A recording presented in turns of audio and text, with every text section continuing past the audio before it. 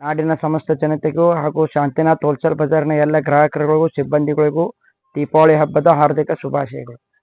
ದೀಪಾವಳಿ ಮತ್ತು ಶುಭ ಕಾರ್ಯಗಳ ಖರ್ಚಿನಲ್ಲಿ ಭಾರಿ ಉಳಿತಾಯ ಮಾಡಿ, ಏಕೆಂದರೆ ಶಾಂತಿನಾಥ ಹೋಲ್ಸೇಲ್ ಬಜಾರ್ ಕೊಣ್ಣೂರು ಬಟ್ಟೆ ಅಂಗಡಿಯಲ್ಲಿ ದೀಪಾವಳಿಗೆ ಅತಿ ಕಡಿಮೆ ದರದಲ್ಲಿ ಎಲ್ಲಾ ತರಹದ ಗುಣಮಟ್ಟದ ರೆಡಿಮೇಡ್ ಬಟ್ಟೆಗಳು, ವಿವಿಧ ವೆರೈಟಿಗಳ ಸಾರಿಗಳು, ಗಾರ್ಮೆಂಟ್ಸ್ಗಳ ಮಾರಾಟ ಮಾಡುತ್ತಿದ್ದಾರೆ.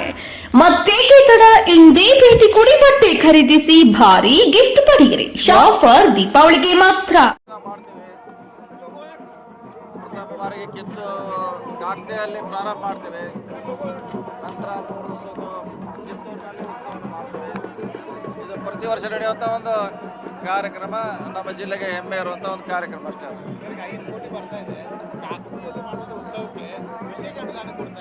ಹೌದು, ರಿಸ್ಟ್ರಿಕ್ಷನ್ ಇದೆ, ಹೆಚ್ಚು ಮಾಡಲಿಕ್ಕೆ ಪ್ರಯತ್ನ ಮಾಡ್ತೀವಿ. ಕಡಿಮೆ ಇದೆ, ಭಾಳ ಅಷ್ಟು ಕಡಿಮೆ ಇದೆ.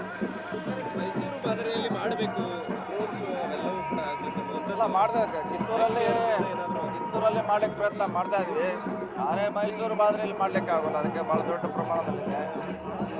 ಸೊ ಆದರೂ ನಾವು ನಮ್ಮ ಶಕ್ತಿ ಮೀರಿ ಯಶಸ್ವಿಗೆ ಪ್ರಯತ್ನ ಮಾಡ್ತಾ ಇದ್ದೀವಿ. ಈಗ ನಿನ್ನೆ ಯಾಕೆಂದರೆ ಸಿದ್ದರಾಮಯ್ಯ ಅವರು ಹೇಳಿದ್ದಾರೆ 2028ಕ್ಕೆ ಏನು ಸಿದ್ದರಾಮಯ್ಯ ಅವರ ನಂತರ ಸೈದ್ಧಾಂತಿಕವಾಗಿ ಹಿನ್ನೆಲೆ ಇರ್ತಕ್ಕಂಥ ವ್ಯಕ್ತಿಗಳು ನಾಯಕತ್ವ ವಹಿಸಿಕೊಳ್ಬೇಕು ಅನ್ನೋ ಹೇಳಿಕೆಯನ್ನು ನೀಡುವಂಥದ್ದು, ತಮ್ಮ ಪಕ್ಕದಲ್ಲೇ ಕೂತ್ಕೊಂಡು ತಮ್ಮ ಸಮ್ಮುಖದಲ್ಲೇ ಹೇಳುವಂಥದ್ದು, ಆ ವಿಚಾರಕ್ಕೆ ಸಂಬಂಧಪಟ್ಟಂತೆ ಬೇರೆ ಬೇರೆ ರೀತಿಯಲ್ಲಿ ವಿಶ್ಲೇಷಣೆ ಮಾಡ್ತಾ ಇದ್ದಾರೆ.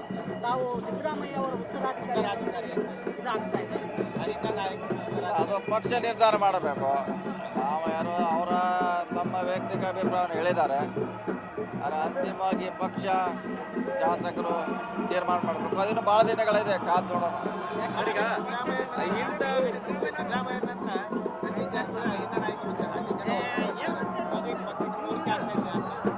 ನೋಡೋಣ, ಈ ಸದ್ಯಕ್ಕೆ ಹೇಳಕ್ಕಾಗಲ್ಲ, ಪಕ್ಷ ತೀರ್ಮಾನ ಮಾಡಬೇಕು ಯಾರು ನಾಯಕರಂತ.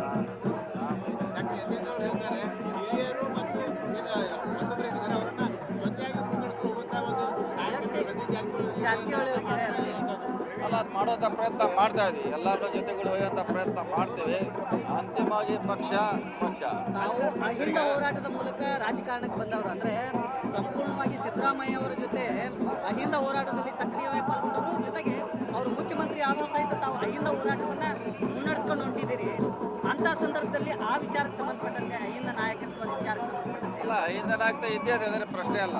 ಮುಂಚೆದಿದೆ, ಇವತ್ತು ಇರ್ತದೆ, ನಾಳೆ ಕೂಡ ಅದು ಇದ್ದೇ ಇರ್ತದೆ. ಅದಿಲ್ಲದೆ ರಾಜಕಾರಣ ಮಾಡ್ಲಿಕ್ಕೆ ಆಗೋಲ್ಲ. ಅದು ಈಗೆಲ್ಲನೂ ಇವತ್ತೇ ಜೋಡಿಸ್ಲಿಕ್ಕೆ ಆಗೋಲ್ಲ, ಕಾಯಬೇಕಷ್ಟೇ. ಸಿದ್ದರಾಮಯ್ಯ ಅವರು ಹೇಳುವ ಪ್ರಕಾರ ಈ ಒಂದು ಸಿದ್ದರಾಮಯ್ಯ ಅವರ ನಂತರದ ಸ್ಥಾನವನ್ನು ತುಂಬುವ ಶಕ್ತಿ ಸತೀಶ್ ಜಾರಕಿಹೊಳಿ ಅವರಿಗಿದೆ. ನಾವು ಹೇಳಿರಲ್ಲ 28 ಕ್ಲೇಮ್ ಅಂತ ಹೇಳಿರಲ್ಲ. ಮತ್ತೆ ತಾವು 28ಕ್ಕೆ ತಾವು ಏನು ಹೇಳ್ತಾ ಬಂದಿದ್ದೀರಿ, ಇದಕ್ಕೂ ಈಗಲೂ ಅದಕ್ಕೆ ಬಂದಿದ್ದೀರಾ? ಯಾಕಂದ್ರೆ 2028ಕ್ಕೆ CM ಸ್ಥಾನಕ್ಕೆ ನಾನು ಆಕಾಂಕ್ಷಿ ಅನ್ನೋ ಮಾತನ್ನು ಹೇಳಿದಿರಿ. ಅದು ಹೇಳಿದಿಲ್ಲ, ಕ್ಲೇಮ್ ಮಾಡ್ತೀವಿ ಅಂತ ಹೇಳಿದೀವಿ. ಅದು ಅಂತಿಮವಾಗಿ ಪಕ್ಷ ತೀರ್ಮಾನ ಮಾಡಬೇಕು.